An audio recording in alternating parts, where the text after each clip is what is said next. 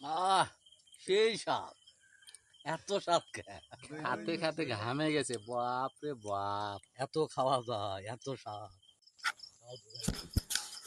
ঢাকার ব্যস্ততা শব্দ দৌড়ঝাঁপ পিছনে ফেলে যখন গ্রামে ফিরি তখন মনটা কেমন জানি হালকা হয়ে যায়। ঢাকার ব্যস্ততা দৌড়ঝাঁপ পিছনে ফেলে যখন গ্রামে ফিরি তখন মনটা কেন যেন নতুন করে বাঁচে। একটু হাওয়া, একটু হাসি আর আপনজনদের সঙ্গে ভাগ করে নেওয়া রাতের একটুখানি সুখ। মিষ্টি আগে খাওয়া লাগে বোকা। আর এইবারের ফেরা ছিল একদম অন্যরকম। এইবারের গ্রাম ভবন ছিল আরো একটু বেশি আনন্দের, একটু বেশি গল্পময়।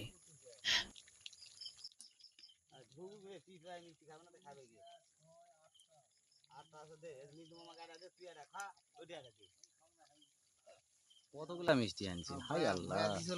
যখন বাড়ির কাজ ধরলাম তখনই শুরু হলো পিকনিকের প্ল্যানিং। এরে আল্লাহ, ঠিক ওই কলা বাগানের ভিতরেই পাতা হলো পার্টির আসর। টাটকা মিষ্টি একবারে। পিকনিকের সেই রাতটা ছিল হাসি, খাওয়া আর গল্পে ভরা। পৃথিবীটা তখন খুব ছোট মনে হচ্ছিল। আমরা কয়েকজন, কিছু মাটির গন্ধ আর প্রচুর ভালোবাসা নিয়ে কেটেছিল সেই রাত।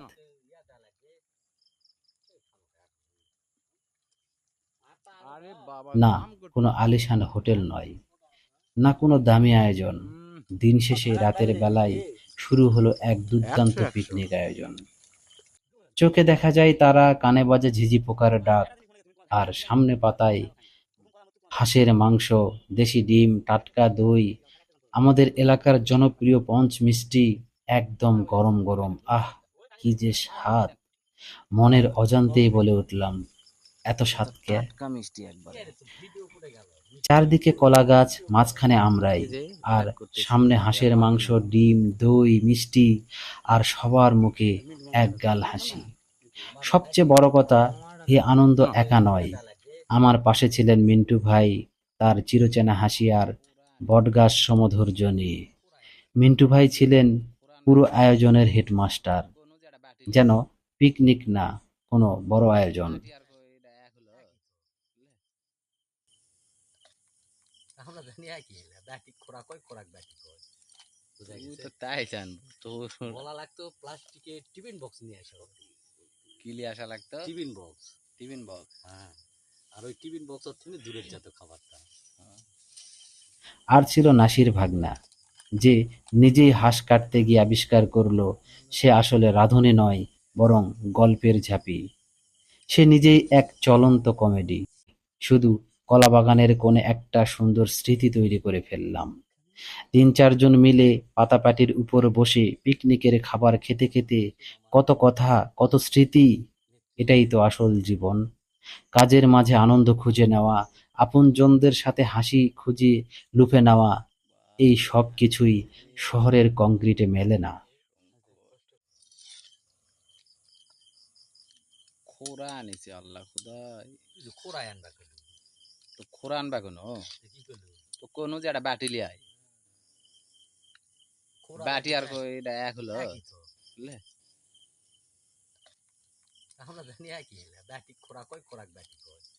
বুঝা গেছে? তো তাই জানবো তো। বলা লাগতো প্লাস্টিকের টিফিন বক্স নিয়ে আসা হবে। কি নিয়ে আসা লাগতো? Tiffin box. টিফিন বক্স, হ্যাঁ। আর ওই টিফিন বক্স থেকে দূরের যত খাবারটা। রান্না করছে, দই আছে, মিষ্টি আছে। দই খাবার দেখাও, এই পানি নিচে দই খাবার। এই দই খাবলা আছে ওটি। দই আছে, মিষ্টি আছে। মিষ্টি কত দূর গেল? ওই যে কি পাবে আছে। তারপর ঠান্ডা আছে। ঠান্ডা দেয় নেন। জনে জনে একটা করে ঠান্ডা। দেখেন, জনে জনে একটা করে ঠান্ডা। খারে শরীরটা সেই হয়ে যাবে। আরে বাপ রে। দাও তো, নিজের ডান আমি ধরি। আমারটা কি ধরি? দেখেন এই লোকটার নেতৃত্বে মাঝে মাঝেই খাওয়া হয়। এই লোকটা যখন এই ঢাকা থেকে আসে, আর ঘোবাটা আছে বাগান বাড়ি, এই বাগান বাড়ি বসে বসে আমরা ফিস্ট খাই। এই যে চলে আসছে, আয়োজন করছে। নাসির মামা সব আয়োজন করছে।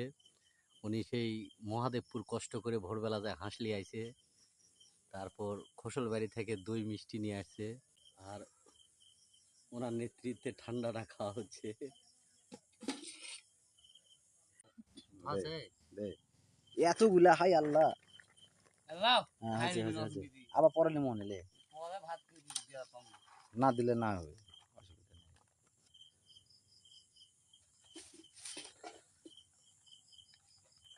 বাপরে বসিছে এনকে। এখনো করা লাগবে না, খাওয়ার শেষ পর্যন্ত ওটা হিসাব আছে না। খাওয়ার সময় এটাই না ভাই, আপনি এটা গেল ঠিক ভাড়ে ধরে তলা ধরে ফটকে ফেলে দেবে, এটা তো আর ইয়া লয়।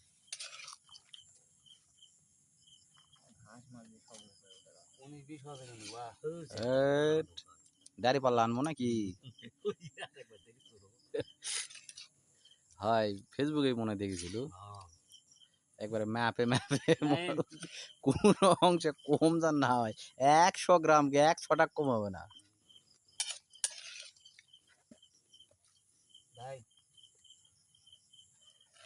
ভাই খাবারটা কেমন হয়েছে? সেই রকম, সেই না। টেস্ট, সেই টেস্ট। এই দেখা সেই টেস্ট, কারণ আমাদের পাকদার শুধু একদিন পাক করে যেত, প্রায় আমরা ফিশ খাই এবং পাকদারের নাম আছে, বিভিন্ন দেশে পাক করে বেড়ায়। ইয়ার জন্য না থিও, সিনে ইন্ডিয়াত পাক করেছে, পাতি লালার জন্য না থিও, আমাক দিও না। বাংলাদেশত পাক করেছে, ইন্ডিয়াত ফাক করছে। হ্যাঁ ইন্ডিয়াটা তুমি লাও ঠিক মতো। এখানে চুয়ে হবে তাই না, হ্যাঁ হ্যাঁ কয়েকটা প্রদেশে পাক করেছে। এই লাও।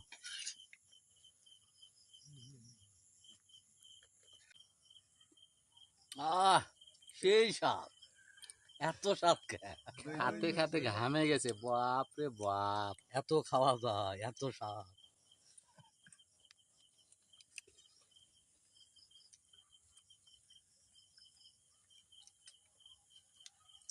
এক একটা প্লেয়ার ঘামে কি অবস্থা হয়ে গেছে খাতে খাতে। এরপর তো আছে আর জামা টামা খুলে আমি খালি নাই এর মধ্যে। আর তো কথা শোনা যাচ্ছে, দর্শক তো বোঝে। ঘামে গেছে রে।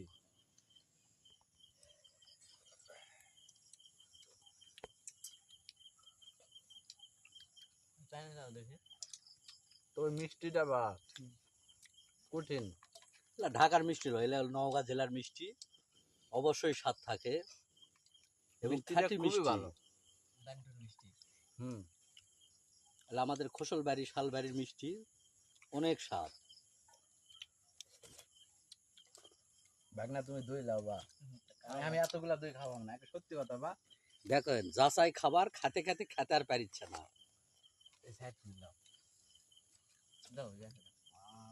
এত দই খাওয়া যায় ওটাই মিথ্যে না, ইস্যু হয় তুমি জানে আটকেল গান ছাড়া হয়।